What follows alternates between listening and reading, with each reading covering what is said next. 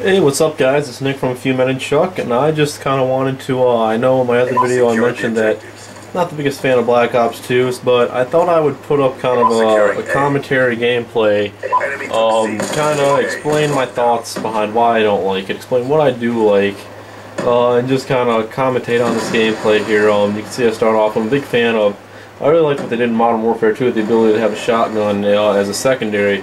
But in this game, obviously, you have to use extra tokens for that.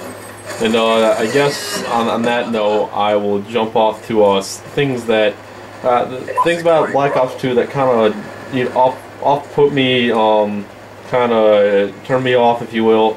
I wasn't too big of a fan of the create a class system in this. I really liked what Modern Warfare 3 did with the class creation system. The proficiencies and attachments and the perks I thought were perfectly balanced, perfectly placed, well done in that game, and I think that Black Ops 2 really failed to improve upon that and continue that. I think that the whole credits system kind of limits you in a way. The perks aren't necessarily the greatest. I'm not a big fan of having to use an attachment to get what was previously an available perk in another game, so I wasn't too big on that. I think that it makes classes incredibly tough to make. I did not like the unlock levels for some of the items and guns as well. For instance, the UAV blocker, I don't remember what it's called in this game. For just the purposes of this video, we'll call it Ghost. You unlock that at the very last level, so really, what's the point in that? You know, UAVs are constant throughout the game, and if the enemy team always knows where you are, you're gonna get killed over and over again, and that's exactly what happens. So, unlocking that at the last rank, for lack of a better word, was just pure stupid. So, I wasn't a fan of that. Some of the guns you unlock on the last level too. It's just they did not do a good job with the class creation system, in my humble opinion. I know some people love it, but that's just me giving my spiel on it. Other things that I really, well, let me focus on something I do like. I love the guns. I love the creativity with the guns.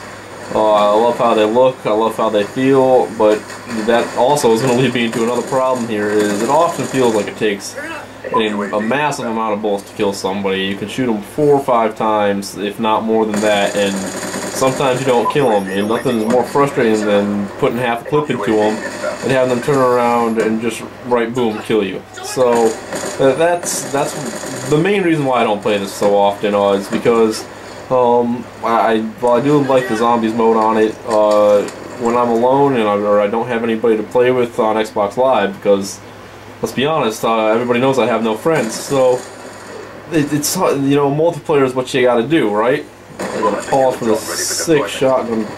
Let me get another one here in just a second. But the point being, multiplayer is really what I think is the mainstay of any game. You know, it's kind of what gets you by. I occasionally play zombies with my friends if I have enough people, but that's not always the case. So, yeah, I was really disappointed this multiplayer was not that done that well. Yeah, I feel like it almost emphasized problems that nobody really, or that everybody had with Call of Duty, or complaints that they had with Call of Duty. So that's just my kind of spiel on that. Obviously, I did have a good game here. This is when the game first came out. I was very excited about it. Not gonna lie, I was let down, but there are some things that they did very well on. Like I said, the guns, and I also feel like this is the best zombies mode they've ever had. Sure, it would have been nice to kind of have like a smaller, or medium-sized map, if you kind of know what I'm saying. Like, not necessarily. There's not a lot of in between with the zombies on this. You either get the huge transits, or you get the kind of smaller sections to kind of hold out in, whichever maps you choose to play on. But I love Transit. I think they did a great job on that. My hat's off to them on that one. Most creative, best feeling multiplayer map. Graphics are great. Gameplay is great. As much as I dislike the fact that it's challenging at the time, the challenge is great. You really do feel accomplished when you work together with friends to you know, get to a high level, or I cannot tell you how many hours me and my friend Tyler have wasted on trying to complete what was the achievement, the Tower of Babel. Oh, we've still not been able to do that. If we ever do, it'll probably be the happiest days of both of our lives. So there's that. You know, I think that overall this game, it's not terrible, but it was disappointing for certain. Just kind of let it play on here for a little while. Don't know why I shot out that car window. And don't get me wrong, any Call of Duty game is fun when you're, or any game for that matter, when you're absolutely destroying the other team, but I feel like this game kind of limited your means to do so. One thing I should mention that's kind of disappointing is there's no kind of like end game, if you will, kill streak. Like there's no Moab per se, or no tactical nuke, which kind of sucks. Yeah, I find it impossible to get some of the higher kill streaks just because there's so many ways you can die. I know that they tried to really bring in the futuristic aspect to it, which I wasn't necessarily sure was going to work well to begin with, but they gave it a shot, and I think that in the end they made some things a little too difficult. But that's just kind of my thoughts on it. I thought the maps were a little generic as well. One thing I do like with the Black Ops series is the combat training. That is great. That provides you an opportunity. You just kind of want to sit back, kind of stage your own fights. You don't want to have to, you know, try super hard. That you can do your split screen. You can set up bots, which is always adds replay value to any game if you can fight bots and continually set up your own matches and stage your own fights. So that is a lot of fun. I got to be honest about that. I do like this attachment, the target finder. I thought that was a really neat addition. So I have no complaints about you know, as far as the new sights go. I like the millimeter sight as well.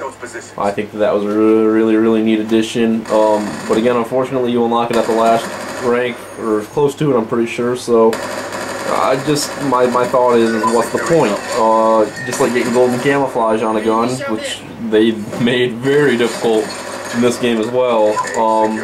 You know, what's the point in unlocking something if you work all the way up and at the last rank you get it? Because at that point you have nothing to work towards with that, so why would you keep using it? You're not gonna be using that gun. What's the point in having golden camo on it? I kind of found that to be a problem, really, any game that you look at. So, I mean, I guess that's not a problem they want to limit just to Black Ops. It's kind of universal throughout, but they did make it especially hard in Black Ops 2 to get those higher level camouflages. This gun right here, the M27, kind of, you know, knockoff version of the M4. It's a very nice gun. It's pretty much straight shooter. Kind of got your moderate damage. Your pretty much user-friendly gun in the game. As far as that goes, pretty decent reload. I've got the fast mags on it right now, but even without, it'll do you really well. I thought that, like, again, I love the guns. Don't necessarily love how many bullets it takes to kill at times, but I thought that they were really creative with what they do with the guns. I guess in an ideal world almost, I would just say that like they would kind of put the health on half or minuscule or something like that on not necessarily a hardcore mode. I know people are going to think, well, why don't you just play hardcore mode? Well, I do like the core mechanics. I just want the, you know, health back down to normal. Again, I thought that Modern Warfare 3 was just pretty much the perfect game in that regard. But opinions are opinions. And we can see the time is kind of winding down on this game. This is probably one of the best games I ever had.